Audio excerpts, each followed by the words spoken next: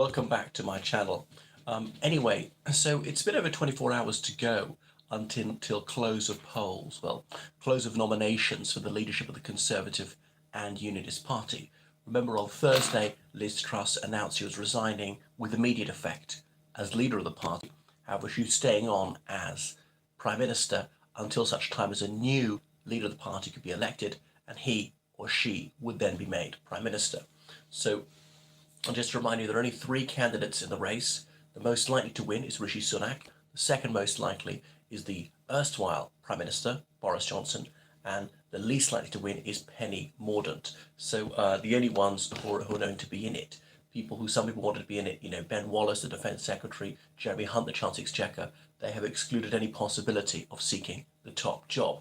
And the way things are going, after the next election, there won't be a Conservative government for a very considerable time. So Jeremy Hunt, this was sort of his last chance. He's 55 now. By the time there's another Conservative government, it'll be more like 67. Probably too long in the tooth. Anyway, so stage one of this electoral contest is to be nominated by at least 100 Conservative members of Parliament.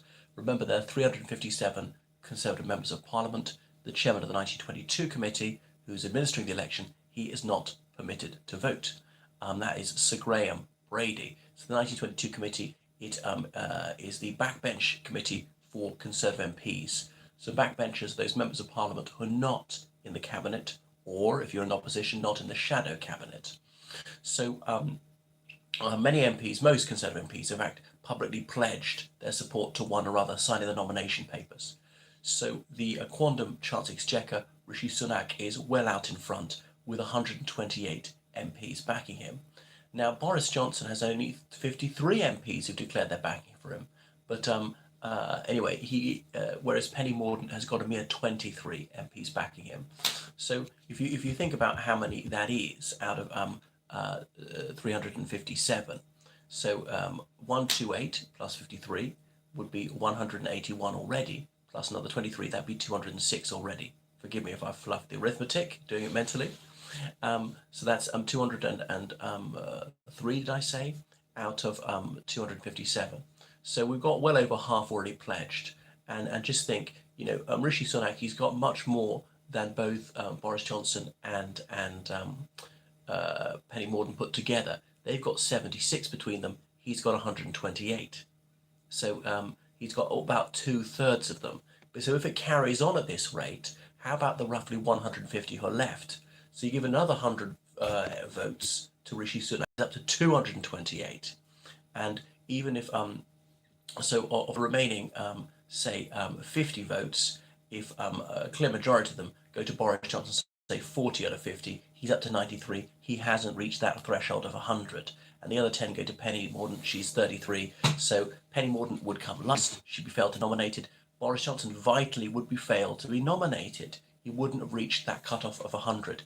So previously, I think they said that you had to have, at least 10% of Conservative MPs nominating you. But they changed the rules this time to have over 100 MPs to try and make sure that there are only three candidates maximum who'll be nominated. And it looks like only one person will get it. Fortunately, the Conservative Parliamentary Party seems to have found its survival instinct again. There was a book about the Conservative and Unionist Party came out, I think, 1997, called An Appetite for Power, saying the Conservative Party would do whatever it takes to win elections. The winning wasn't the most important thing, it was the only thing. It was syncretic, it was omnivorous, it was willing to steal the clothes of other parties, chanting traditional Labour mantras, plagiarising ideas from the Liberal Democrats, whoever it was. So doing whatever it takes to win. So non-ideological. But Rishi Sunak is a much better option for various reasons. He's sensible, responsible, honest, mild, charismatic, likeable, all the rest of it. Boris Johnson, he had his chance to achieve Brexit. I know some people think it's a bad thing. In fact, most people think it's a bad thing, according to opinion polls. But anyway, he fluffed it for various reasons. Even his own cabinet, the people he chose, including Rishi Sunak, said by July this year his behaviour was unacceptable, he had to go. How could the Conservative Party then explain to the public, if Boris was unacceptable in July, how come he's excellent in October? How has he improved his behaviour? Still the same person. So Penny Mordaunt, she's laid down her marker. She's not going to be Prime Minister, but she may get up to some other more senior job. She was Defence Secretary for a couple of months a few years ago, then replaced in a cabinet reshuffle. We shouldn't be moving people around so much. We should leave them on post for several years, I think, so they really know what they're doing. Nobody's excellent at something at first. But it was worth having a shot. She's got nothing to lose. Boris Johnson, obviously, is an egomaniac. He desperately wanted to be Prime Minister again, go down in history as the only guy, well, say, since Wilson, who came back as the only Conservative to have been leader, out as leader, and then come back. The people pleaded for him to return to office, like Cincinnatus. Admittedly, he wasn't as bad as Liz Truss. So I'm predicting that on Monday, Rishi Sunak will be the only one who actually makes the grade, who's nominated, and therefore is elected, automatically elected unopposed. And it won't go to the ordinary members. Because remember, if it, thank you for, well, I'm glad you like the updates.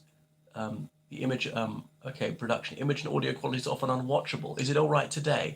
I'm not sure why it was very fuzzy the other day. So coming back to Boris Johnson and others, yeah, if there'd been two candidates, it would have gone to the mass membership. It would have been an online ballot for 160,000 or so ordinary members of the Conservative Party, and they were thought to favour Boris Johnson. I don't think they would. I think the mass members would have favoured Rishi Sunak slightly, by a 55% majority, whereas amongst the MPs, it's looking like that Rishi Sunak's going to win by up to 70%. And one thing is, you look for the MPs who voted for Liz Truss in the final ballot. That's about 30% of the voted for Liz Truss, about 45% voted for Rishi Sunak, the remainder voted for Penny Mordaunt. So anyway, Rishi Sunak will still have those 45% of MPs. Some people who voted for Liz Truss will not vote for Boris, will actually vote for Rishi Sunak, as you see. Anyway, because Rishi brought down Boris, and okay, you're going to mass for 10. You're in Ireland, I guess. Fadula or Morchu. That's Murphy in English, but of course, you can have the Irish language version of the name. I'm Shorsha O'Killacorn. So coming back to Boris and Penny Mordaunt, I think she's lost some of her support. Some of it's going to Rishi Sunak. For Boris supporters, Liz Truss was the continuity candidate. Remember, she didn't resign. She said he shouldn't have been pushed out as Prime Minister. She was only there because there was a gap. So that's why Boris, behind the scenes, was campaigning for Liz Truss. So Rishi Sunak be declared the winner shortly after 2 p.m. on Monday, and then things can go a bit faster than we anticipated. We thought the handover wouldn't be till Thursday or Friday, but maybe it can take place Monday afternoon. There's no time to lose. So Liz Truss arrived to Buckingham Palace, had an audience with His Britannic Majesty, King Charles III, tender her resignation, and her final act of Prime Ministerial Council will be to the King that he should send for Rishi Sunak and appoint him Prime Minister, First Lord of the Treasury, Minister for the Union, and Minister for the Civil Service. Their titles for the last few decades, the Prime Ministers held all four of those. Right. So thank you so much for watching. Supposing I should be wrong and Boris does make just over 100, the cat amongst the pigeons. I think that Rishi Sunak will win, but not by much. Of course, I could be wrong. So we live in interesting times. I sometimes wish it were rather less interesting. Right, thank you so much for watching. So please subscribe on Patreon and donate to me on PayPal, georgecallahan79@gmail.com. Toodaloo.